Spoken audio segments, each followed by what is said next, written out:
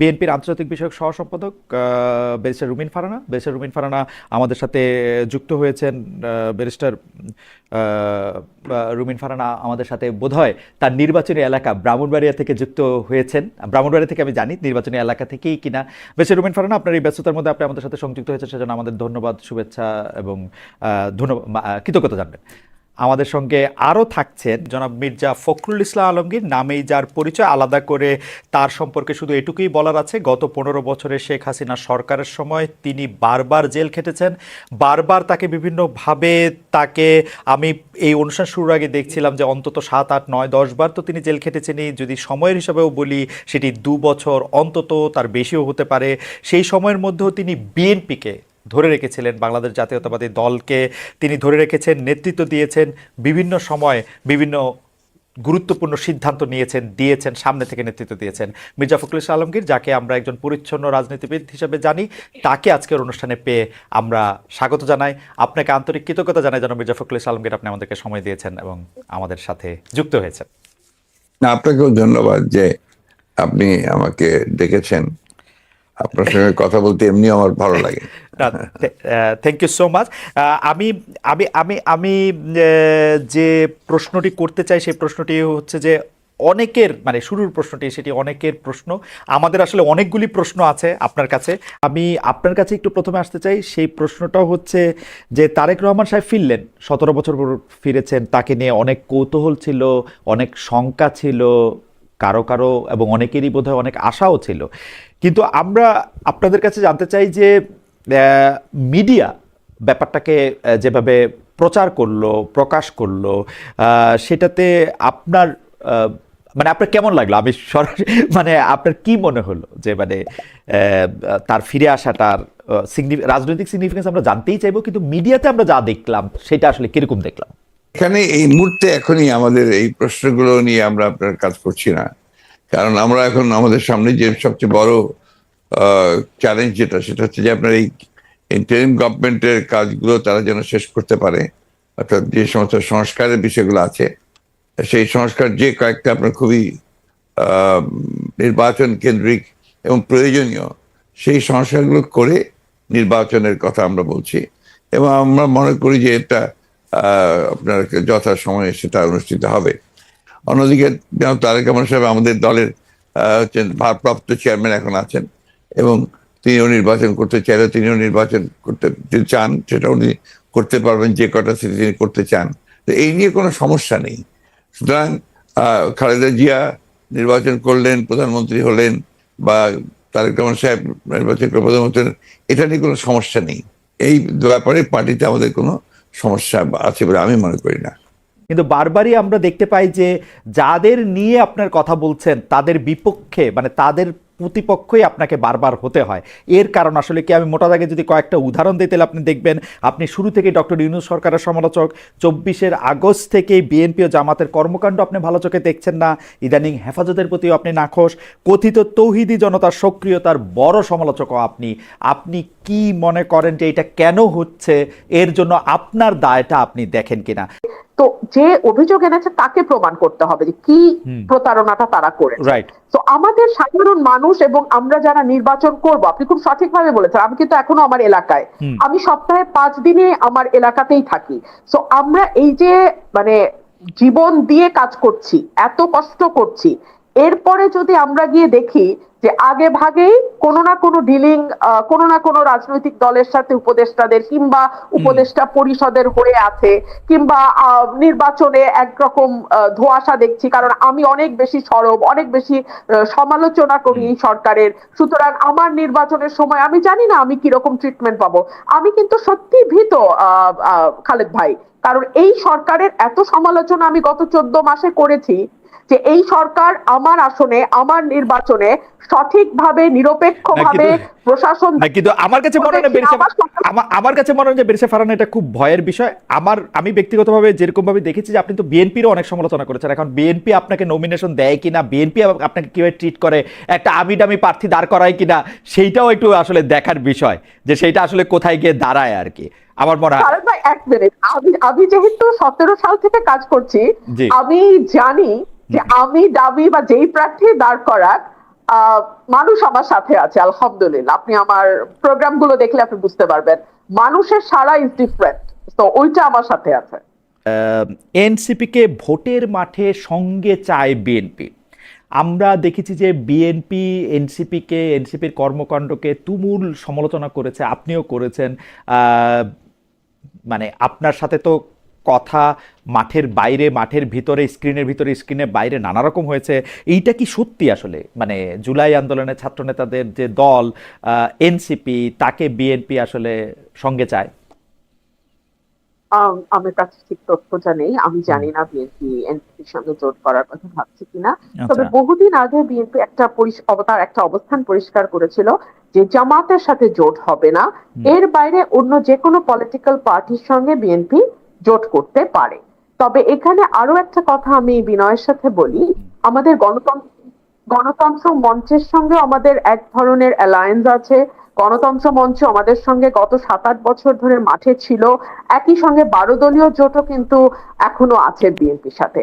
তো এতগুলো পলিটিক্যাল পার্টির সঙ্গে জোট করার পরে আবার নতুন করে এনসিপির সঙ্গে হবে কিনা এই ব্যাপারে আমার কাছে কোনো ব্যক্তিগত তথ্য আমি জানি না। নিউজটা পড়ে আমি যা বুঝলাম, নিউজটা একেবারেই মানে গরম গরম, যাকে বলে ওভেন ফ্রেশ। সেটাতে বলা হইতেছে বিএনপি আসলে এনসিপির কাছে টানতে চায় জামায়াত থেকে, যাতে দূরে রাখা যায়, মানে জামায়াতের সাথে যেন না যেতে পারে। এই ব্যাপারে কি আপনি দুইটা লাইন বলবেন?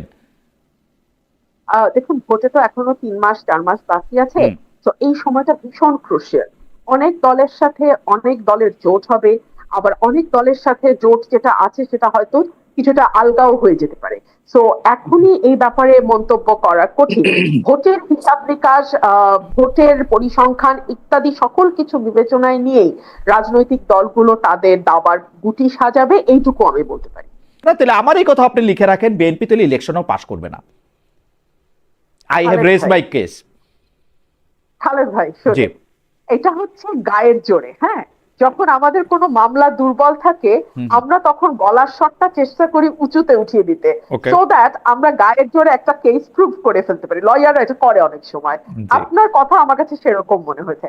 আচ্ছা, আপনি বলেন, পুলিশ প্রশাসন থেকে শুরু করে যারা দায়িত্ব পালনরত অবস্থায় আছে তারা এই সরকারের অধীনে কাজ করে, তাদের বেতন ভাতা সবকিছু আসে এই সরকারের কাছ থেকে। 1, 2 হচ্ছে তারা যদি দায়িত্বে অবহেলা করে কিংবা তারা কোনো অন্য দলের ইশারায় দায়িত্ব পালন থেকে বিরত থাকে, তখন তাদের বিরুদ্ধে শাস্তিমূলক ব্যবস্থা নেওয়ার এখতিয়ার কেবলমাত্র এই সরকার রাখে।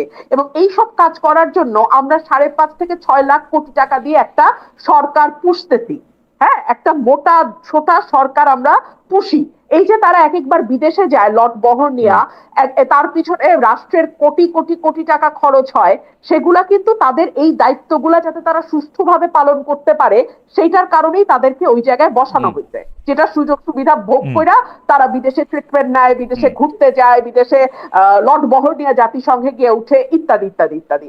তো এগুলা করবার পরে তারা আইন শৃঙ্খলা ঠিক করতে পারবে না, তারা মানুষের জনমনে স্বস্তি আনতে পারবে না, তারা আওয়ামী লীগের মিছিল সমাবেশ বন্ধ করতে পারবে না, তারা মাজার ভাঙা বন্ধ করতে পারবে না, তারা নারীদের উপরে হয়ে যাওয়া মরাল পুলিশিং তো বন্ধ করে দূরেই থাক। আমি জাস্ট একটা উদাহরণ দেই, থানার থেকে মরাল পুলিশিং করা এক ব্যক্তিকে ফুলের মালা দিয়ে বাইর করে নিয়ে আসা হয়েছে, আপনি তো জানেন তাই না?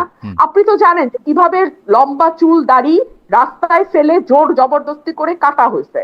এগুলা মিডিয়াতে বড় বড় করে না আসা পর্যন্ত আমি বেঁচে পারে না। আমি কেন, আপনি আমাকে গলার আওয়াজ বড় করে বলা, লয়ার ইত্যাদি নানা রকম কথা বললেন, এগুলির আমি গালি হিসাবেই নিলাম। কিন্তু ঘটনা হচ্ছে যে আপনি যত বড় গলায়, আপনার কাছে আমি আবার আসবো, আপনি যত বড় গলায় প্রত্যেকটা শোতে এগুলি নিয়ে কথা বলেন, বিএনপি থেকে এর কি প্রতিবাদ জানানো হয়েছে? 400 মাজার ভাঙার একটা প্রেস রিলিজ দেওয়া ছাড়া।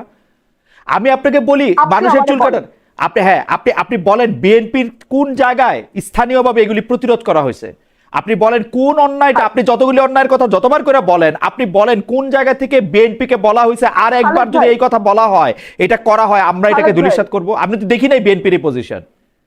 খালেদ ভাই, আমার যতদূর মনে পড়ে আপনার একটা শোতে হাসনাত আব্দুল্লাহকে আপনি বলছিলেন রাস্তায় পিচ দেওয়া হইতেছে কি হয় নাই এটা দেখার দায়িত্ব কি আপনার? না, ঠিক রাইট, ঠিক সেরকমই তার উপরে যদি কোনো ফৌজদারি অপরাধ ঘটে সেটা বন্ধ করার দায়িত্ব বিএনপি না ফৌজদারি অপরাধ বন্ধ করার দায়িত্ব আপনিও কিন্তু ফৌজদারি অপরাধ বন্ধ করার দায়িত্ব নিতেছেন না বেরিসা ফারহানা। আপনি যেটা করতেছেন, আপনি এটা প্রতিবাদ জানাচ্ছেন প্রতিটা জায়গায়, আপনি এটা বলতেছেন। আমার প্রশ্ন হচ্ছে আরে আমার আপনি বিএনপি কেন আমি কেমনে বুঝবো? 2 দিন পরে ফজলুর রহমানের মতো, ফজলুর রহমান সাহেবের কি বিএনপি ছিল? 2 দিন আগে পরে দেখবো যে ওরে বাদ দিয়ে দিছে। আপনার বাদ দিয়ে দিলেই তো আপনি বিএনপি না। আমি তো তারেক রহমান সাহেব আর খালেদা জিয়া ছাড়া কাউরি বিএনপি মনে করি না। ওই দুজন হলো বিএনপি, আপনার ইন্ডিভিজুয়াল। ঠিক আছে তাহলে আপনার বয়ান অনুযায়ী তারেক রহমান এবং দেশনেত্রী বেগম খালেদা জিয়াকে এই অপরাধগুলোর প্রতিবাদ করতে হবে, প্রতিবাদ করে যেতে হবে, নির্দেশনা দিতে হবে যে সামাজিকভাবে এগুলিকে প্রতিরোধ করার জন্য, যেটা আমি দেখি নাই। আমার কথা হচ্ছে এইটা, আমাদের তরফে বিভিন্ন লেয়ারে সেই প্রতিবাদ করা হচ্ছে। বিভিন্ন লেয়ারে আমরা যখনই কথা বলছি, শুধু আমি না তো, আমার সঙ্গে টকশোতে যারা অন্যান্য যারা পার্টিসিপেন্ট যান বিএনপি কে রিপ্রেজেন্ট করেন, প্রত্যেকে কন্ডেম করছেন। কোনো লাভ কি হচ্ছে? আমরা মূল পয়েন্টে আসি। বিএনপি প্রতিবাদ করছে কি করছে না, তার চেয়ে অনেক গুরুত্বপূর্ণ প্রশ্ন হচ্ছে সরকার তার দায়িত্ব ঠিকভাবে পালন করছে কিনা। আমরা সরকারকে তার দায়িত্ব ঠিকভাবে পালন করতে দেখছি না। এখন মাহফুজ আলম তিনি সরকারের অংশ, তিনি যদি এটাকে তার ভবিষ্যৎ প্রতিদ্বন্দ্বী দলের ঘাড়ে দিয়ে স্বস্তি পেতে চান, তিনি স্বস্তি পেতে পারেন, কিন্তু তাতে সরকারের ব্যর্থতা মানুষের চোখে কোনো অংশেই কমবে না। ওকে, গত 15 বছরে আওয়ামী লীগের শাসনকে যে ফেসিবাদী বলা হচ্ছে এবং তার যে পালিয়ে যাওয়াটা, যেটি আসলে আপনি এখন বর্ণনাও করলেন, দুর্নীতি, তারপরে নানা ধরনের নানা কারণে, কিন্তু তার পেছনে আপনাদের আমলে যে 20 বছর আগে 21 আগস্টে গ্রেনেড হামলা, বিচারকদের বয়স বাড়িয়ে তত্ত্বাবধায়ক সরকারকে প্রশ্নবিদ্ধ করার মাধ্যমে শেখ হাসিনাকে কর্তৃত্ববাদী শাসনের দিকে নিয়ে যাওয়া, এ নিয়েও আসলে নানা ধরনের আলোচনা আছে। এই দুটি ঘটনা যদি হাইন্ডসাইট আপনি একটু দেখেন, যে মানে যেগুলি হচ্ছে ক্রাইমের ঘটনা, অর্থাৎ হচ্ছে 21 আগস্টের গ্রেনেড হামলা, 10 ট্রাক অস্ত্র, আবার অন্যদিকে তত্ত্বাবধায়ক সরকার ব্যবস্থাটাকে একটা এরকম জায়গায় নিয়ে যাওয়া, এই দুটিকে আপনি আপনার মূল্যায়ন আমরা একটু শুনতে চাই। যে দুটি আপনার 21 আগস্টের যে ঘটনা, এই ঘটনার সঙ্গে বিএনপিকে জড়িত করা এবং বিশেষ করে তারেক রহমান সাহেবকে জড়িত করা, এটা পুরোপুরি ভাবেই রাজনৈতিক উদ্দেশ্য প্রণোদিত। এটা কোনো মতেই বিএনপি এর সঙ্গে জড়িত তো নয়ই, বরঞ্চ আমি মনে করি যারা বিএনপিকে শত্রু হিসেবে চেনে তারা জড়িত, এবং এখানে বেনিফিশিয়ারি কারা হয়েছে সেই বিষয়টা আমাদেরকে অবশ্যই লক্ষ্য রাখতে হবে। 21 আগস্টের মামলায় who was the beneficiary? Beneficiary was Awami League. কারণ বিএনপি ক্ষমতায় থেকে সে এমন কোনো ঘটনা ঘটাবে কেন যে ঘটনাটা তার বিপক্ষে যাবে? এটা গেল 1 নম্বর। আর আপনি যে প্রসিডিংস গুলো দেখেন সমস্ত, আপনি তো একসময় বিচার বিভাগের মানুষ ছিলেন, দেখবেন যে তারেক সাহেবকে এখানে জড়িত করা হয়েছে 4টা আপনার আইও চেঞ্জ করার পরে। সর্বশেষ যে আইও নিয়ে আসা হয়েছে সেটা হচ্ছে আওয়ামী লীগ দলীয় ভুক্ত কাহার এখন, যে আপনার নিজে থেকেই তাদের মানে নির্দেশে সে এই চার্জশিটটা করেছে, যেটা কোনো সম্পর্ক নেই।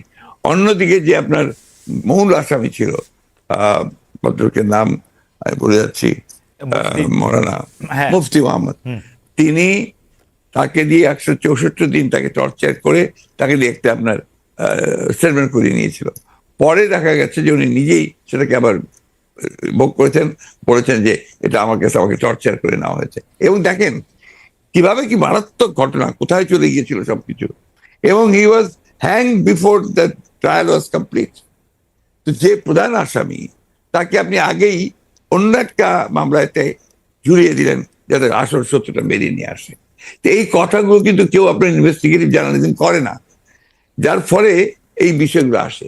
আপনারা পলিটিক্যালি জিনিসটাকে নিয়ে চেষ্টা করেন, ওটা দিতে why did you go deep into it? আমি বলি, শেষ করি প্লিজ। ইনভেস্টিগেটিভ জার্নালিজমটা সিরিয়াসলি করেন এবং এটাকে ফাইন্ড আউট করেন যেটা আসলে ব্যাপারটা কি ছিল। সেটা করছেন না, করছেন যে বিএনপি কিন্তু সব করার জন্য করছেন। এটাকে আমি মনে করি এটা এক ধরনের রাজনৈতিক উদ্দেশ্য প্রণোদিত। ওকে ওকে, আমি ইনভেস্টিগেটিভ জার্নালিজমের প্রসঙ্গে মানে আমি আপনাকে মাঝখানে ইন্টারাপ্ট করতে চাইনি, আমি শুধু বলতে চাইছিলাম যে এইটা তো আসলে আমাদেরও সীমাবদ্ধতা থাকে, ইনভেস্টিগেটিভ জার্নালিজম যে আমরা করতে পারি নাই। কিন্তু এই কথাও তো সত্য যে বিএনপির আমলে আমরা একটা 21 আগস্টে গ্রেনেড হামলার পরে আমরা একটা জজ মিয়াকে দেখেছিলাম, যে জজ মিয়া একটা বানানো হতে পারে। আমি ধরে নিচ্ছি সেটা আপনারা মনে করছে যে ভুল, আমিও ভুল ধরে নিচ্ছি, কিন্তু আপনারা তো পারতেন এখানে একটা ইনভেস্টিগেটিভ জার্নালিজম করে আসল সত্যটা উদ্ঘাটন করতে। সেটা তো করেনি। আমি আপনাকে আসল সত্যটা বলছি, সেটা আমি বললাম। আপনি এই জিনিসগুলো তো আপনারা কখনোই তুলে ধরবেন না যে 4 বার তার আয়ু চেঞ্জ করা হয়েছে, কখনোই তুলে ধরবেন না যে কার আকাঙ্ক্ষা দেওয়া হয়েছে যে আওয়ামী লীগের নমিনেশন চেয়েছিল, অবশ্যই তুলে ধরবেন। কখনোই তুলে ধরবেন না যে মুফতি মাহমুদকে বিচার শেষ হওয়ার আগে থেকে আপনার ফাঁসি দেওয়া হয়েছে। তো দিজ আর দ্য এভিডেন্সেস, যেখানে আপনি পরিষ্কার বুঝবেন যে একটা শুধুমাত্র সাজানো মামলা, তাকে এখানে জড়িত করার জন্য এই কথাগুলো এসেছে। তত্ত্বাবধায়ক সরকার ব্যবস্থা বাতিল করার জন্য বা তত্ত্বাবধায়ক সরকার ব্যবস্থাকে প্রশ্নবিদ্ধ করার জন্য বিচারকদের বয়স বাড়ানো এবং একজন বিচারপতিকেই আসলে তত্ত্বাবধায়ক সরকার ব্যবস্থার প্রধান করার লক্ষ্য নিয়ে সেইটা করার কারণে বিচার মানে এই পুরো বিধানটাই এটা দিস ইজ ইওর ন্যারেটিভ, এটা আমাদের ন্যারেটিভ নয়। আচ্ছা, আমরা মনে করি যে ওই সময় প্রয়োজন ছিল আপনার বয়স বাড়ানোর ব্যাপারটা, ওটা বাড়ানো হয়েছিল। ইট মে নট ওয়ার্ক, সেটা অন্য কথা। একটা জিনিস আপনি আবার ভুলে যাবেন না যে 1/11 আগে চক্রান্তটা একটা হয়েছিল। সে চক্রান্ত হচ্ছে যে আপনাদের সেই 9/11 ঘটেছিল তার আগে। আর এখানে আপনার কিছু পশ্চিমা দেশ একসাথে হয়ে চুইজডে ক্লাব তৈরি করেছিল, একই সঙ্গে ভারতবর্ষ তার সঙ্গে যুক্ত হয়েছিল, এবং তাদের মূল টার্গেটটা ছিল জাতীয়তাবাদী শক্তিকে এখান থেকে নির্মূল করা। এবং যেহেতু তারেক রহমান সাহেব জাতীয়তাবাদী শক্তির উঠতি নেতা ছিলেন, হি ওয়াজ দ্য রাইজিং লিডার, সুতরাং তাকে আপনারা মেলাইন করার জন্য, তার ভাবমূর্তি নষ্ট করার জন্য একটা পরিকল্পিতভাবে এই চক্রান্তগুলো করা হয়েছে এবং এই ক্যাম্পেইনটা চালানো হয়েছে, হুইচ ইজ টোটালি পলিটিক্যাল। অন্তর্বর্তীকালীন সরকার আসলেই আমরা আমরা আমরা আমরা আমরা দেখি যে এইটার সাথে আসলে নানান আশকথা পাশকথা যুক্ত হয়। আপনি যেটিকে আন্তর্জাতিক চক্রান্তের কথা আগের সরকার মানে 2007 সালের সরকার বললেন, এবার অন্তর্বর্তীকালীন সরকারের আগমনটাও কি আপনার কাছে একটা চক্রান্তের বিষয় বলে মনে হয়? কারণ আমরা দেখি যে প্রশ্নই উঠতে পারে না, প্রশ্নই উঠতে পারে না। কারণ আমরা দেখেছি এবারকার অন্তর্বর্তী সরকারের যে আগমন, এটা একটা জনগণ ছাত্রদের একটা সম্মিলিত আপনার আন্দোলন, একটা আপনার অভ্যুত্থানের ফলে। এখানে আপনি চক্রান্ত দেখছেন কোথায়? আমি এটাকে দেখছি যে এটা একটা বাংলাদেশের জনগণের একটা পুরোপুরিভাবে একটা বিপ্লবের আকাঙ্ক্ষা থেকে এটা এসেছে, এবং সেখান থেকে এসেছে they want to get rid of this fascist government, Hasina government, murderer. তার বিরুদ্ধে আজকে আপনার জনগণ ফুঁসে ওঠে। আপনি চিন্তা করে দেখেন, আপনি তো দেশে ছিলেন না, সেই সময় যদি দেশে থাকতেন তাহলে দেখতেন শিশু, নারী, বৃদ্ধ কেউ ঘরে ছিল না, সব বেরিয়ে পড়েছিল। কারণ এই ফ্যাসিস্ট আমেরিকার হাতে প্রায় শত শত হাজার হাজার ছেলে মেয়েরা নিহত হয়েছে, হত্যা করেছে। না, দেশে না থাকলেও আমি আসলে এই খবরগুলি সবসময় দেখছিলাম আমার নিজস্ব সোর্স থেকে, আমাদের লোকজন। এখন তো আমি মনে করি যে আমাদের সকলের উচিত, যারা আমরা দেশকে ভালোবাসি, গণতন্ত্রে বিশ্বাস করি, আমাদের এই বিষয়গুলোকে হাইলাইট করা। আমরা ফ্যাসিস্টদের যে বয়ান, যে বক্তব্য, সেই বক্তব্য যেন ফিরে না যায়। না, অবশ্যই আপনি যে প্রশ্নগুলো আনলেন, এর সবই হচ্ছে আপনার ফ্যাসিস্টদের বক্তব্য। ওকে, আমি ওই সময়কার কথায় আমি আপনার কথায় একমত যে এই বয়ানগুলি আওয়ামী লীগ আসলে গত 15 বছর ধরে বিভিন্নভাবে বিভিন্ন মাধ্যমে এটা দিতে চেষ্টা করেছে। আমরাও আপনার মাধ্যমেই বা বিএনপির শীর্ষ নেতৃবৃন্দের মাধ্যমে সেটি আসলে আপনাদের অবস্থান জানতে চেয়েছি, আপনারা কনসিস্টেন্টলি আপনাদের অবস্থান জানিয়েছেন। আমি এই সময়কার কথায় আসি। এইবারের যেটিকে আপনি জনগণ এবং ছাত্রদের আন্দোলন আপনি বলছেন, যে আপনার কাছে কি মনে হয় না যে এই আন্দোলনটি বিএনপির নেতৃত্বে হলে, বা বিএনপি যত বছর ধরে এই আন্দোলনটি করতেছিল সে বিএনপির নেতৃত্বে যদি আন্দোলনটি সফলতা পেত, তাহলে আসলে এই যে সরকার এবং সরকারের মধ্যে যে বিভিন্ন দুর্বলতার কথা আমরা শুনছি নানাভাবে, সেটি হতো না? আবার অন্যভাবে প্রশ্ন করলে, যে এই আন্দোলনটিতে যে বিএনপি নেতৃত্ব দিয়ে সফল হতে পারলো না, সেইটাকে আপনি কিভাবে মূল্যায়ন করেন? দুটো জিনিস। একটা হচ্ছে যে এখানে আপনার বিএনপি নেতৃত্বে হলে অনেক ভালো হতো, বিএনপি নেতৃত্বে হয়নি এই কথাটা বলছেন কেন? বিএনপি তো এর মধ্যে শেষ দিন পর্যন্ত, শেষ মুহূর্ত পর্যন্ত ছিল এই আন্দোলনে। এই ছাত্র জনতার আন্দোলন শুরু হয়েছে 2 মাস হলো, তার আগে তো আমরা মাঠে, এবং আমরাই আপনার মাঠেছি, আমরা জেলে গেছি, আমাদের 60 লক্ষ লোকের বিরুদ্ধে মামলা হয়েছে, আমাদের 700-এর উপরে মানুষ আপনার গুম হয়ে গেছে, ইলিয়াস আলী সহ। এইটা তো আমরা, আমাদের 15 বছর ধরে এটা চলছে, এবং অকথ্য অত্যাচার নির্যাতন আমাদেরকে সহ্য করতে হয়েছে। এবং ছাত্ররা যখন এসছে তখন আপনার তারা যে প্রথমে কোটা আন্দোলন, তারপরে সেই হত্যা, পরে সাথে সাথে তারা আপনার এক দফা আন্দোলনে গেছে। We have given total support to them. আপনি সেই সময়কার পত্রিকাগুলো দেখুন, আমার বক্তব্যগুলো দেখুন। আমি প্রতিদিন সেই সময় আপনার প্রেস কনফারেন্স করেছি ওই কয়েকটা দিন, এবং ওই দিন সম্পূর্ণ আমি ছিলাম। আমরা এখানে বিভক্তি আনতে চাই না। আমরা এখানে মনে করি এটা বিভক্তি না। আমি আমার বক্তব্যটা শেষ করে ফেলি ভাইয়া। জি জি, প্লিজ প্লিজ। এটা হচ্ছে যে এই বিষয়টাকে আমরা এক করে দেখতে চাই। এখন যে কোনো ধরনের একটা মিসআন্ডারস্ট্যান্ডিং তৈরি হওয়া বা একটা ভুল বুঝবুঝি হওয়া, সমঝোতার অভাব হওয়া, এটা কিন্তু দেশের জন্য এই মুহূর্তে এতটুকু মঙ্গলজনক হবে না। না, এটা আমি আপনার সাথে দ্বিমত পোষণ করছি না, কিন্তু আপনি বলছেন যে আপনি আসলে সাপোর্ট দিয়েছিলেন, আপনার সেই ব্যাপারে কোনো সন্দেহ নেই। আমরা প্রতিদিন আপনার বক্তব্য আমরা মিডিয়ায় দেখেছি, সরাসরি দেখেছি, বক্তব্য দেখেছি। আমার প্রশ্ন, আপনারা তো সাপোর্ট দিয়েছিলেন, কিন্তু লিডারশিপটা ছিল যে আসলে ছাত্রদের হাতেই, তাই তো? মানে এটা এই জায়গাটাতে আপনি যাচ্ছেন কেন? আমরা তো লিডারশিপ, এখানকার লিডারশিপটা আমরা ক্লেম করিনি।